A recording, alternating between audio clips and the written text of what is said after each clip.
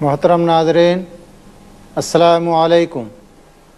قرآن نے اسلامی معاشرت کے آداب بڑی خوبصورتی کے ساتھ بیان کیے ہیں۔ مسلمان ایک معاشرے میں کس طرح زندگی گزاریں، ان کے آپس میں تعلقات کی نوعیت کیا ہو، حقوق اور فرائض کی ادائیگی میں وہ کس طرح ایک دوسرے کا خیال رکھیں، وہ کون سے بنیادی اصول ہیں جن کو اگر ایمانداری سے برتا جائے تو ایک صالح معاشرہ وجود میں آتا ہے اور اللہ کی رضا حاصل ہوتی ہے۔ ان باتوں کو قرآن کریم نے سورہ الحجرات میں نہایت مفصل طریقے سے بیان فرمایا ہے۔ سورہ الحجرات یہ مدینہ منورہ میں آخری دور میں نازل ہوئی ہے۔ اس سورہ میں شروع کی چند آیتوں میں اللہ رب العزت نے اس ادب کی تعلیم دی ہے جو مسلمانوں کو اللہ اور اس کے رسول صلی اللہ علیہ وسلم کے معاملے میں ملحوظ رکھنا چاہیے۔ پہلے ایمان کے سب سے اولین اور بنیادی تقاضے کی تعلیم دی گئی کہ اہل ایمان اپنی رائے اور فیصلے کو اللہ اور اس کے رسول کے فیصلے پر مقدم نہ رکھیں۔ انہیں اس کی اجازت بالکل نہیں ہے کہ وہ آزادانہ رائے قائم کریں اور اپنے فیصلے شریعت کی پرواہ نہ کرتے ہوئے خود سے کر ڈالیں۔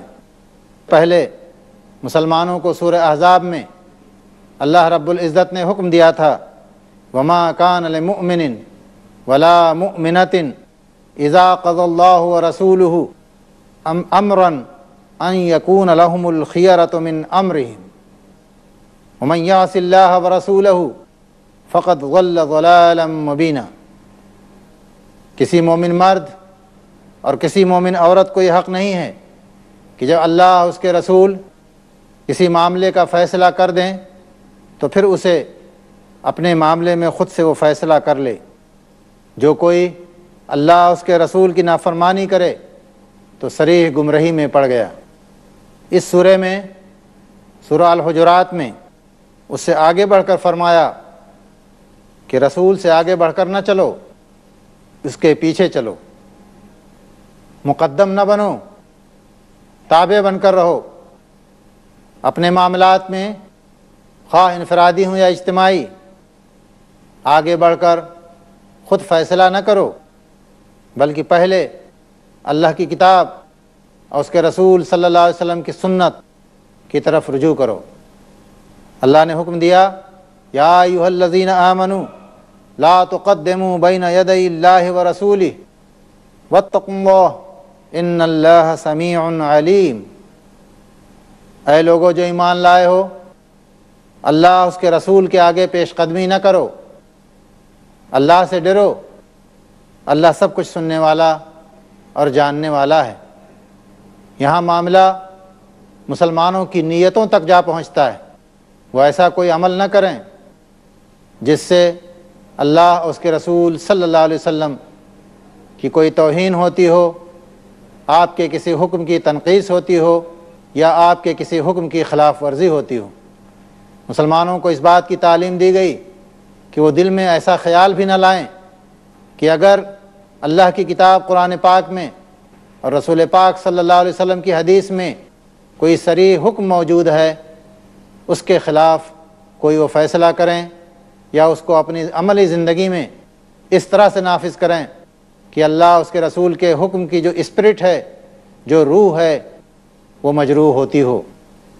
مسلمانوں کو دوسرا ادب اس سورہ میں یہ سکھایا گیا کہ رسول پاک صلی اللہ علیہ وسلم کی مجلس میں کسی شخص کی بھی آواز آپ کی آواز سے بلند تر نہ ہو۔ آپ سے گفتگو کرتے ہوئے مسلمان اس بات کو ملحوظ رکھیں کہ وہ اللہ کے رسول سے محو گفتگو ہیں۔ وہ بھول نہ جائیں کہ وہ محسن انسانیت صلی اللہ علیہ وسلم کے روبرو ہیں۔ علماء فرماتے ہیں کہ آج کے زمانے میں تمام ایسے مواقع پر یہی ادب ملحوظ رہنا چاہیے۔ جب آپ صلی اللہ علیہ وسلم کا ذکر ہو رہا ہو آپ کی احادیث بیان کی جا رہی ہوں، آپ کا کوئی حکم سنایا جا رہا ہو، آپ کی زندگی کے واقعات بیان کیے جا رہے ہوں، اس وقت مسلمانوں پر لازم ہے کہ وہ اس ادب کو ملحوظ رکھیں۔ اس آیت سے یہ اشارہ بھی ملتا ہے کہ مسلمان اپنے سے بزرگ کسی شخص کے ساتھ گفتگو کرتے ہوئے کیا طرز عمل اختیار کریں۔ اللہ فرماتا ہے یا ایھا الذین آمنوا لا ترفعوا اصواتکم فوق صوت النبی ولا تجہروا لہ بالقول کجہر بعضکم لبعض ان تحبط اعمالکم وانتم لا تشعرون۔ اے مسلمانوں، اپنی آواز نبی کی آواز سے بلند نہ کرو، اور نہ نبی کے ساتھ اونچی آواز میں بات کرو جس طرح تم آپس میں ایک دوسرے سے بات کرتے ہو، کہیں ایسا نہ ہو کہ تمہارا کیا کرایا سب غارت ہو جائے اور تمہیں خبر بھی نہ ہو۔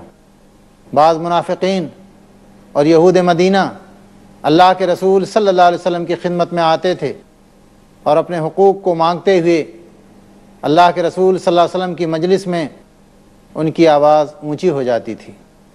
یا بعض بدوی گاؤں دیہات کے مسلمان جو اللہ کے رسول صلی اللہ علیہ وسلم کی تعلیم و تربیت سے زیادہ مستفیض نہیں ہو سکے تھے، چلا چلا کر اونچی آواز میں بات کرنا شروع کر دیتے تھے۔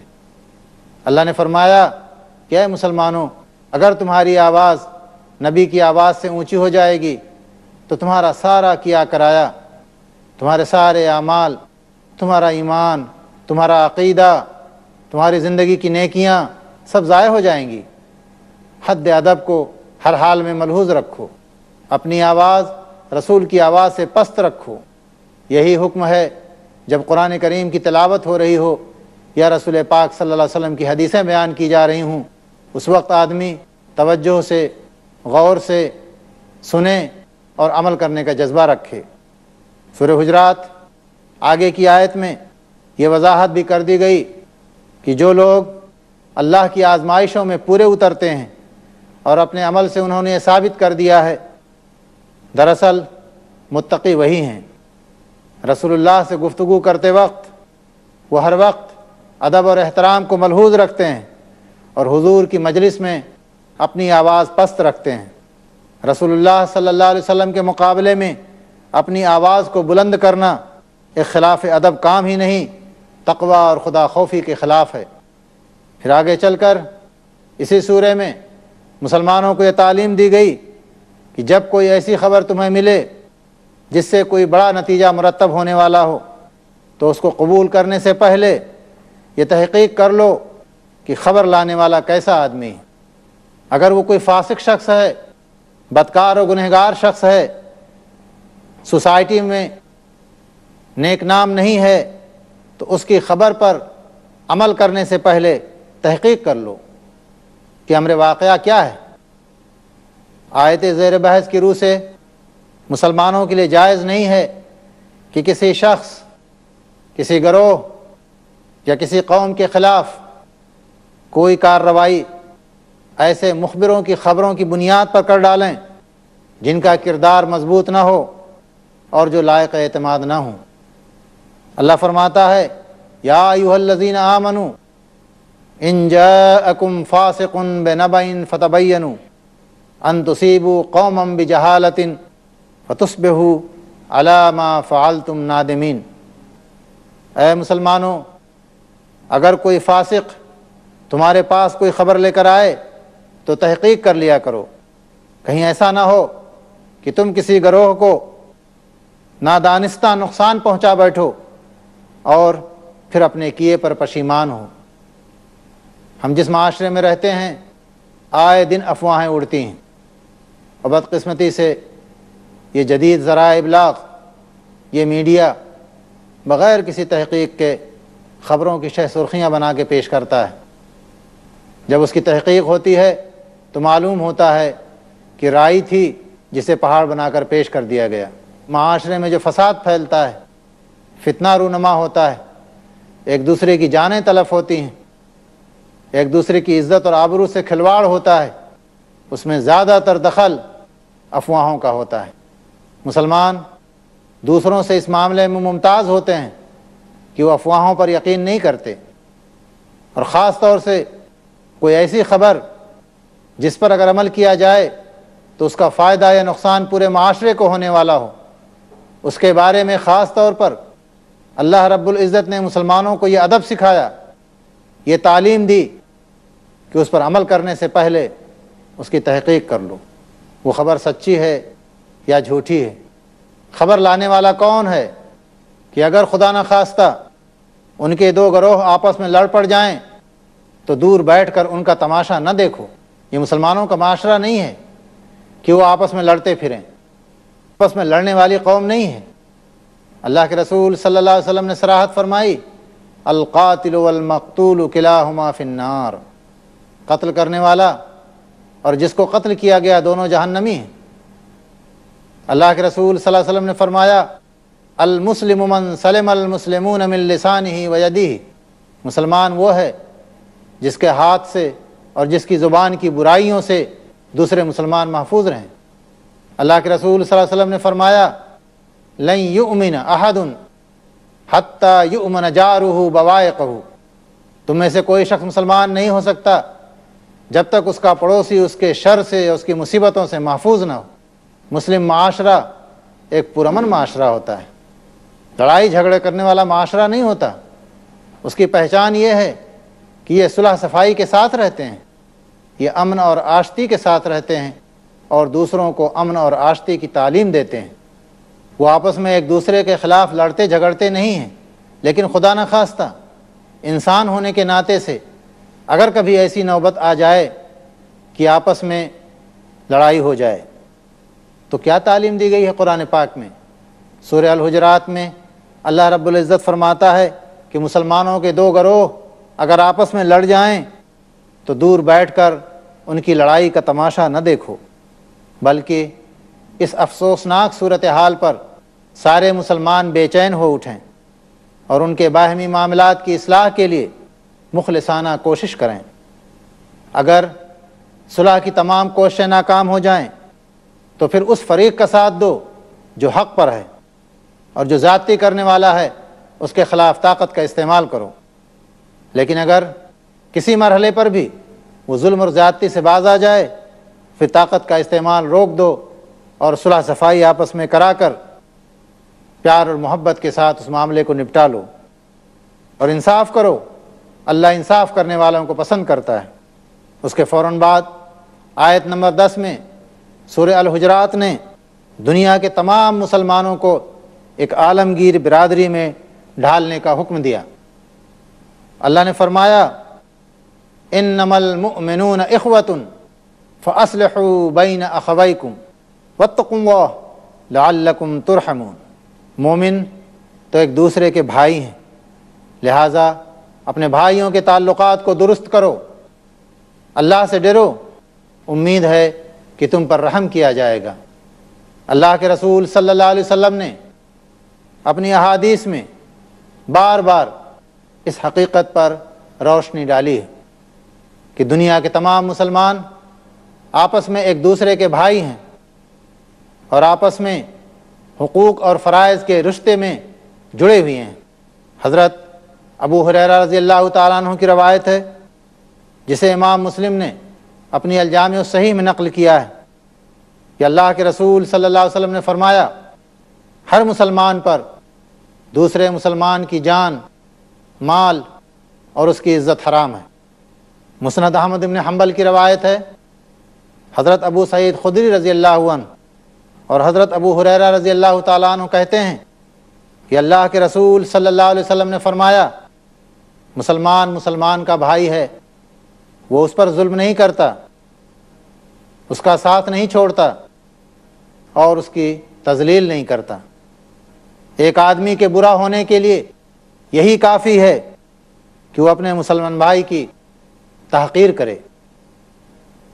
ناظرین کرام، بخاری اور مسلم کی روایت ہے، اللہ کے رسول صلی اللہ علیہ وسلم نے فرمایا، مسلمانوں کی مثال آپس کی محبت، وابستگی اور ایک دوسرے پر رحم اور شفقت کے معاملے میں ایسی ہے جیسے ایک جسم کی ہوتی ہے۔ اگر جسم کے کسی حصے کو تکلیف پہنچ جائے تو پورا جسم بخار اور بے خوابی میں مبتلا ہو جاتا ہے۔ ایک دوسری حدیث کے الفاظ ہیں کہ اللہ کے رسول صلی اللہ علیہ وسلم نے فرمایا، مومن ایک دوسرے کے لیے ایک عمارت کی اینٹوں کی طرح ہوتے ہیں، کہ ہر ایک اینٹ دوسرے سے طاقت پاتی ہے۔ سورہ الحجرات کی آیات 11 اور 12 مسلمانوں کو ان برائیوں سے، ان کمزوریوں اور لغزشوں سے بچنے کی تلقین کرتی ہے جو عام طور پر مسلم معاشرے میں فساد پھیلاتی ہیں اور باہمی تعلقات کو خراب کر دیتی ہیں۔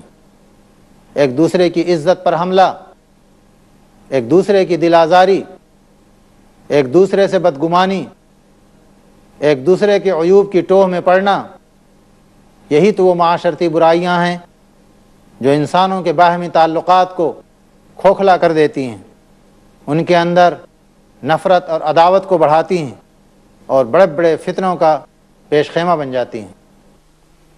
اسی لیے ان تمام فتنوں پر بند باندھ دیا اللہ رب العزت نے۔ فرمایا، قرآن نے اعلان کیا، اے مسلمانوں، نہ مرد دوسرے مردوں کا مذاق اڑائیں، نہ عورتیں دوسری عورتوں کا مذاق اڑائیں، ہو سکتا ہے کہ دونوں ایک دوسرے سے بہتر ہوں۔ آپس میں ایک دوسرے پر طعن نہ کرو، نہ ایک دوسرے کو برے القاب سے یاد کرو۔ ایمان لانے کے بعد گناہ میں نام پیدا کرنا بہت بری بات ہے۔ جو لوگ اس روش سے باز نہ آئیں وہی لوگ ظالم ہیں۔ اے مسلمانوں، بہت زیادہ گمان کرنے سے بچو کہ بعض گمان گناہ ہوتے ہیں۔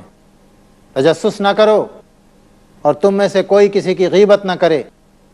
کیا تمہارے اندر کوئی ایسا ہے جو اپنے مرے ہوئے بھائی کا گوشت کھانا پسند کرے گا؟ دیکھو تمہیں اس سے گھن آتی ہے۔ اللہ سے ڈرو، اللہ بڑا توبہ قبول کرنے والا ہے، وہ بڑا مہربان ہے۔ قرآن نے ایک دوسرے کا مذاق اڑانے سے منع کیا ہے۔ اس سے مراد صرف زبان ہی سے کسی کا مذاق اڑانا نہیں ہے، کسی کی نقل اتارنا، اس کی طرف اشارے کرنا، اس کی بات پر، اس کے کام پر، اس کی صورت یا اس کے لباس پر ہنسنا، اس کے کسی نقص یا کسی عیب کی طرف لوگوں کو اس طرح توجہ دلانا کہ دوسرے اس پر ہنسیں، یہ سب مذاق اڑانے میں داخل ہے۔ اس سے دلوں کو تکلیف پہنچتی ہے، دل آزاری ہوتی ہے، معاشرے میں فساد رونما ہوتا ہے۔ قرآن نے اس آیت میں لمز کو حرام قرار دے دیا ہے۔ لمز کا مطلب ہے تمام تر طعن و تشنیع، کسی پر چوٹیں کرنا، پھپتی کسنا، الزام دھرنا، اعتراض جڑنا، عیب چوئی کرنا، عیب چینی کرنا، کھلم کھلا یا اشاروں کنایوں میں کسی کو نشان ملامت بنانا، یہ سارے کام آپس کے تعلقات کو بگاڑ دیتے ہیں، اسی لیے انہیں حرام کر دیا گیا ہے۔ قرآن نے اس آیت میں تنابز بالالقاب کو بھی حرام کہا ہے۔ اس کا مقصد یہ ہے کہ کسی شخص کو ایسے نام سے پکارا جائے یا اسے ایسا لقب دیا جائے جو اسے پسند نہ ہو، جس سے کوئی ناگواری پیدا ہوتی ہو، جس سے کسی انسان کی تحقیر ہوتی ہو، اس کی ذلت ہوتی ہو۔ قرآن نے مطلقاً گمان کرنے سے نہیں روکا، بلکہ بہت زیادہ گمان کرنے سے روکا ہے۔ اس کی وجہ یہ بتائی کہ بعض گمان گناہ ہوتے ہیں۔ مثال کے طور پر کوئی شخص بلا وجہ بدگمانی کرے یا دوسروں کے بارے میں رائے قائم کرتے وقت بدگمانی ہی سے آغاز کرے، یا ایسے لوگوں کے بارے میں بدگمانی سے کام لے جو بظاہر نیک اور شریف کردار کے مالک ہوں۔ شریعت میں اس طرح کے کسی بھی گمان کی گنجائش نہیں ہے۔ اللہ رب العزت نے ان سب کو گناہ قرار دیا ہے۔ دوسروں کے عیوب ٹٹولنا، ان کے حالات اور معاملات کی ٹوہ لگانا، ان کے رازوں کو تلاش کرنا اور تجسس کو فطرت بنا لینا، ان سب سے قرآن نے منع کیا ہے۔ یہ سارے اعمال شریعت میں منع ہیں۔ مسلمان کا کام یہ نہیں ہے کہ دوسروں کے عیوب کی کھوج کرید کرے، دوسروں کی نجی زندگی میں تانگ جھانک کرے، پڑوسیوں کے گھروں میں جھانکنا، مختلف تدبیروں سے لوگوں کی ذاتی اور خانگی زندگی کو ٹٹولنا انتہائی بد اخلاقی ہے۔ اور اسے حرام کر دیا ہے۔ اللہ کے رسول صلی اللہ علیہ وسلم نے ایک بار خطبہ دیتے ہوئے ارشاد فرمایا، یا معشر من آمن بلسانہ ولم يدخل الایمان قلبہ لا تتبعوا عورات المسلمین فإنہ من اتبع عوراتہم یتبع اللہ عورتہ ومن یتبع اللہ عورتہ یفضحہ فی بیتہ۔ ابو داؤد شریف کی حدیث ہے۔ اللہ کے رسول فرماتے ہیں، اے لوگو جو ایمان لائے ہو اپنی زبان سے اور ابھی تمہارے دلوں میں ایمان داخل نہیں ہوا ہے، مسلمانوں کے پوشیدہ حالات کی کھوج نہ لگاتے پھرو، کیونکہ جو شخص مسلمانوں کے عیوب ڈھونڈے گا اللہ اس کے عیوب کے درپے ہو جائے گا، اور جس کے عیب کے درپے اللہ رب العزت ہو گیا اسے اس کے گھر میں رسوا کر کے چھوڑتا ہے۔ تجسس کی ممانعت کا یہ حکم جس طرح افراد کے لیے ہے اسی طرح حکومتوں کے لیے بھی ہے۔ حضرت عمر رضی اللہ عنہ ایک بار گشت کر رہے تھے، کہیں سے گانے کی آواز آئی، دیوار پہ چڑھ کر کے دیکھا تو ایک آدمی شراب بھی پی رہا ہے اور عورت سے لہو لعب کر رہا ہے۔ وہیں سے ڈانٹا، بدبخت، تو سمجھتا ہے کہ اللہ تیرے عیب پہ پردہ ڈالتا رہے گا؟ اس نے کہا، امیر المومنین جلدی نہ کیجیے، میں نے ایک گناہ کیا ہے، آپ نے 3 گناہ کیے ہیں۔ اللہ نے کہا تھا کہ کسی کی دیوار پھاند کر اندر نہ جاؤ، سامنے دروازے سے آؤ، آپ دیوار پھاند کے آئے۔ اللہ نے کہا تھا دوسروں کے عیوب نہ ٹٹولو، آپ نے عیوب ٹٹولے ہیں۔ اللہ نے کہا تھا اجازت لیے بغیر کسی کے گھر میں نہ آؤ، آپ بغیر اجازت کے اندر گھس آئے ہیں۔ حضرت عمر نے اپنی غلطی تسلیم کی اور اسے معاف کر دیا، اسے کوئی سزا نہیں دی، البتہ اسے وعدہ لے لیا کہ آئندہ وہ گناہ کے کام نہیں کرے گا۔ ناظرین محترم، یہ چند اخلاقی آداب ہیں جن کی رعایت کی جائے تو یہ معاشرہ انتہائی پرامن، پاکیزہ اور صالح معاشرہ بن جاتا ہے۔ والسلام علیکم ورحمۃ